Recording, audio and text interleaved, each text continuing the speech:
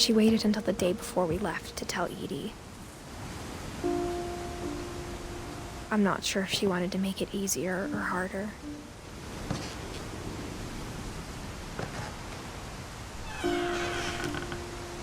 I wish we'd stayed.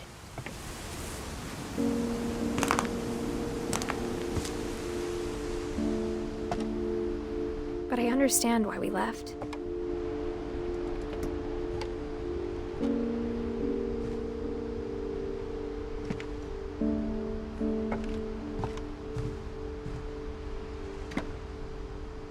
My mom ended up leaving everything behind.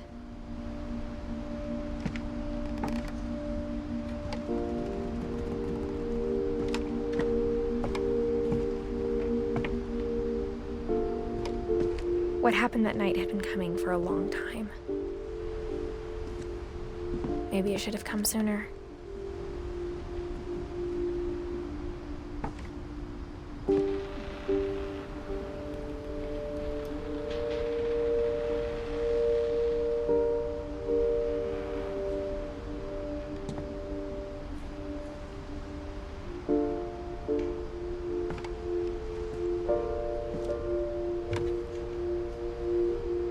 But it had to end one way or another.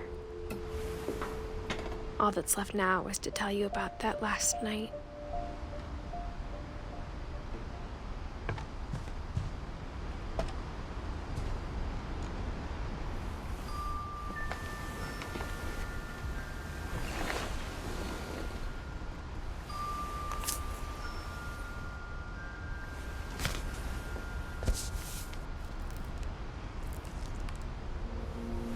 That whole last day, Edie just watched us pack and didn't say a word.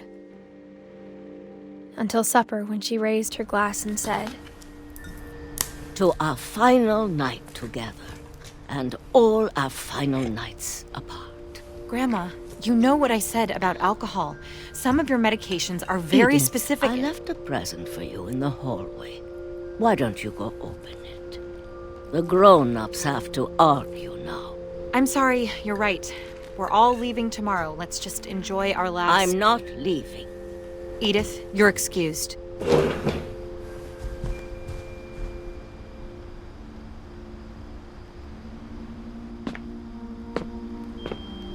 The power had been shut off that morning, but Edie always had plenty of candles.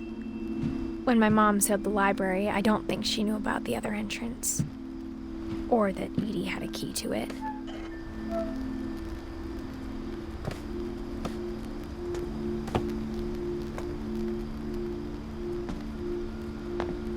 That thing you're afraid of isn't going to end when you leave the house.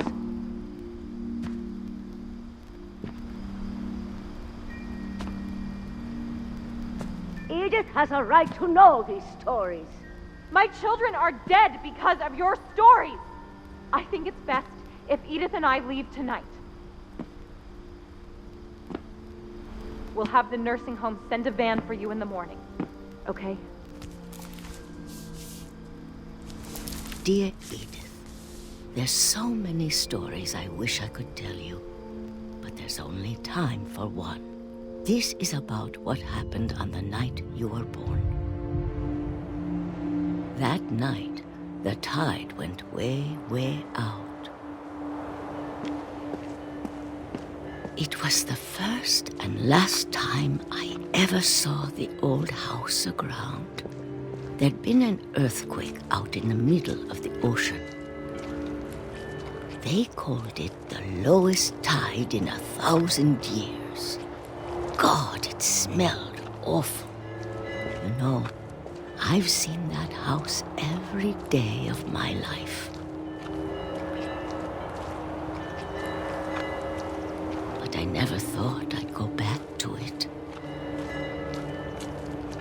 When the fog rolled in, I lost my way.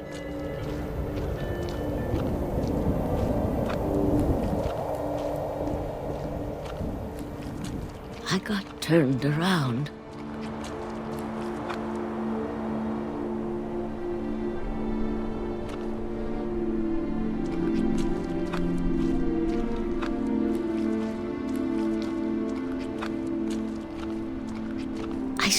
started seeing things.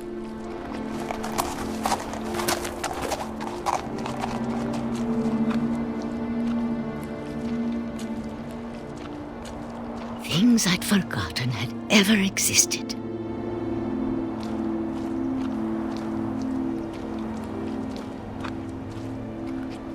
But when I saw them, they felt like old friends. That night, a lot of things came back to me. Or maybe I came back to them.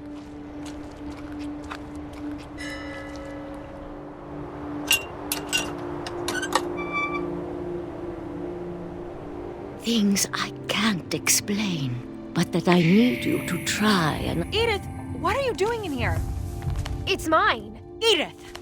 Mom, you're gonna rip it! Let go! I kicked and screamed, but Mom dragged me to the car.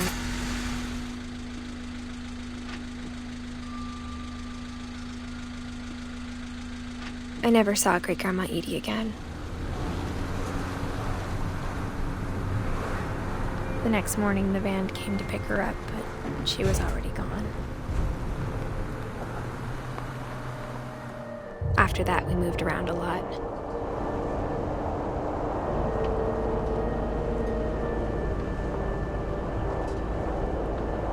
We both tried to make the best of it.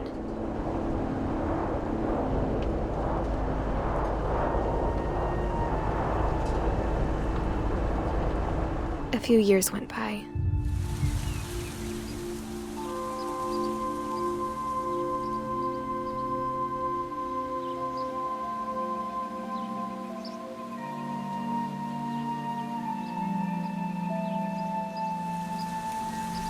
My mom didn't like to talk about it, but she started getting sick a lot. The rest happened pretty quickly. She got better for a while, and then she didn't.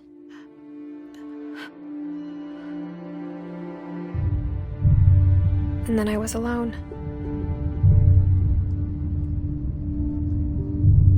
The last Finch left alive.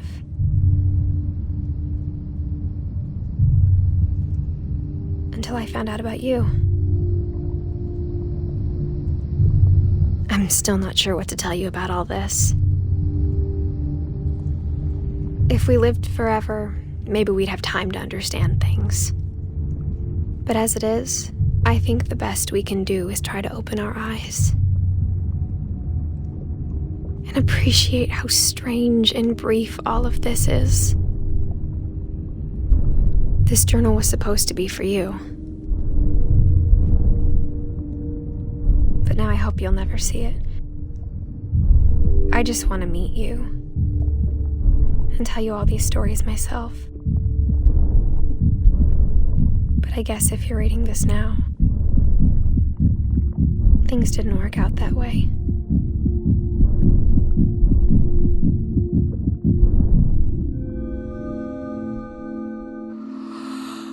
This is where your story begins. I'm sorry I won't be there to see it. It's a lot to ask, but I don't want you to be sad that I'm gone. I want you to be amazed that any of us ever had a chance to be here at all. Good luck.